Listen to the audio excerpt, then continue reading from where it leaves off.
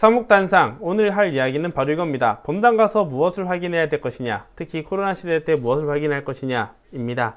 저는 보통 지금까지 몇 번 옮겼지? 하나, 둘, 셋, 넷, 다섯 정도 특사목을 빼고 이번에 가는 곳이 한 5번째가 되는데요. 본당을 갈 때마다 확인하는 것은 몇 가지가 있습니다. 뭐냐? 첫 번째, 바로 이런 사목 계획서를 확인을 해요.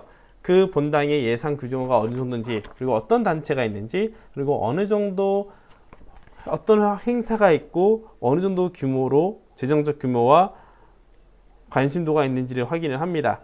두 번째로는 2년치 주보를 확인을 해요. 왜냐하면 이 계획서는 계획은 계획으로 끝낼 수 있지만 2년치 주보를 확인하면 실제로 무엇이 진행됐는지가 나올 수가 있거든요. 예를 들어 굉장히 쉬워요. 5월달 성모의 밤을 첫 주 하는지, 둘째 주 하는지, 셋째 주 하는지, 넷째 주 하는지, 혹은 부활이나 성탄미사 같은 경우는 저녁 8시 하는지, 9시 하는지, 10시 하는지, 뭐 이런 세세한 것들을 쭉 확인하다 보면은 이 본당 생활의 리듬이 보이기 시작을 합니다. 그 리듬을 통해서 내가 할 수 있는 것과 머물러야 되는 것들을 좀 더 구분할 수가 있어요. 세 번째로 확인하는 것은 바로 저는 본당에 와서 한 2주나 3주 동안 지켜보는 건데, 파영미사 인원 숫자가 얼마나 되는지와 고해성사 숫자가 얼마나 되는지를 확인을 합니다. 파영미사 때 사람들이 얼마큼 오는지는 보면은 보통 이 본당의 신앙적인 열성의 정도가 나오고요. 고해성사를 얼마큼 많은 사람들이 하느냐를, 그리고 이 사람들이 어느 정도 주기로 고해성사를 하는지를 보면은 이 본당 신자들의 신앙에 대한 진지함, 그것을 느낄 수가 있답니다. 그래서 만약 신자들이 굉장히 많이 고해성사를 많이 하고 그 다음에 평일미사일은 또 많이 온다면 이 본당은 굉장히 열심히 살아야 되는 본당이 되겠죠. 강론도 준비를 좀 더 열심히 하거나 고해성사를 할 때도 보다 더 신경을 써서 해야 되는 경우가 많이 있습니다. 그렇다고 다른 본당에서 편하게 한다는 건 아니고요.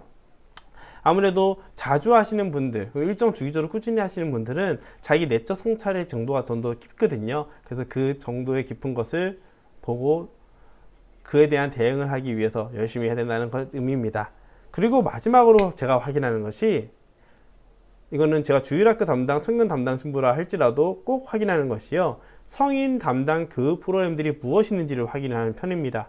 왜냐하면 결국 우리 신앙생활은 하느님을 만나는 기도와 성사생활도 굉장히 중요하지만 또 하나 중요한 것이 하느님이 어떠한 분이신지 하느님을 알아가려고 하는 노력도 중요하거든요. 그래서 성서 공부 프로그램들이 어떤 것이 있는지, 혹은 교리 교육 프로그램이 어떤 것이 있는지, 어떤 주기로 이루어지는지, 혹시 신자 재교육 차원으로 뭔가 하고 있는 것이 있는지, 이런 것들을 확인하는 편입니다. 만약 교육 프로그램들이 굉장히 많이 있으면요, 제가 그분들에게 다가가서 도와주면서 성서 공부나 뭐 교육이나 이런 걸 도와주면서 어른들이 저에 대한 신뢰를 얻게 되면은 주일학교 청년의 신자들이 굉장히 많이 더 많은 자녀들을 보내주거든요. 실제로 그런 거를 벌써 본당 3개에서 경험을 해봤으니까 어느 분당이나 다 맞아 떨어지지 않을까라는 생각이 듭니다. 하지만 교육적인 거를 도와주지 못한다면 사람들이 신부를 보면서 기대하는 요소가 신앙을 이끌어주고 양성해주는 사람이 아니라 미사와 성사를 하는 사람 위주로 보게 됩니다. 그러면 자연스럽게 성당을 자기 아이들을 믿고 맡길 수 있느냐는 그런 믿음의 신뢰 관계가 형성되는 데 굉장히 중요하게 역할을 작용하거든요. 근데 이제 본당 가서 보통 이런 것들을 확인했다면 코로나 시대 때는 확인할 것이 조금 더 세부적으로 있습니다. 뭐냐? 주일학교 미사가 진행되고 있는지 아닌지, 두 번째, 청년 공동체가 회합이나 그런 것이 진행이 되는지 아닌지. 왜냐하면 주일학교는 중고등부가 한번 끊기잖아요. 다시 살리기가 굉장히 어렵습니다.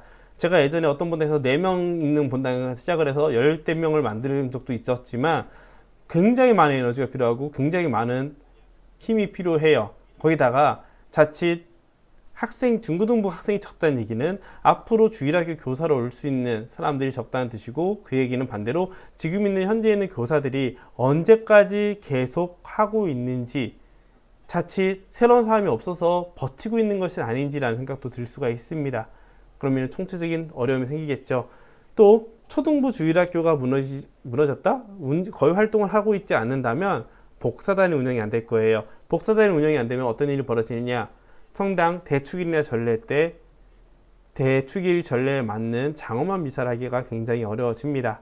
그래서 코로나 시대 때 확인한 거는 주일학교 학생이 얼마큼 있고 어떻게 운영되고 있는지, 그리고 복사단이나 그런 회합들이 얼마큼 진행되고 있는지 그런 것들을 볼 수가 있게 배워야 된다고 말씀을 드리고 싶어요. 거기다가 뭐 좀 더 추가해서 말씀드리면은 코로나 시대 때 그 방역 수칙을 어느 정도 물론 다 철저히 지키지만 철저하게 지키는 거 안에서 약간의 정도의 차이가 있거든요.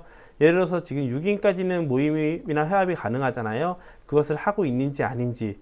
6인이 회합이 가능하다면 교사 회합을 못하더라도 반반 쪼개서라도 따로따로라도 만날 수가 있거든요. 6인을 맞춰서. 근데 만약 회합 자체가 안 된다고 하면은 쉽지가 않겠죠. 그래서 방역 수칙을 어느 정도 수준으로 엄격하게 혹은 현재 규정에 맞게끔 이런 정도를 어느 정도까지 하는지까지 확인을 하게 됩니다. 이런 것들이 쭉 확인이 되면은 이게 만약 한 달이나 3주 안에 확인이 어느 정도 된다면 앞으로 2년 동안 어떻게 지내야 되는지 그림이 나오기 때문이죠.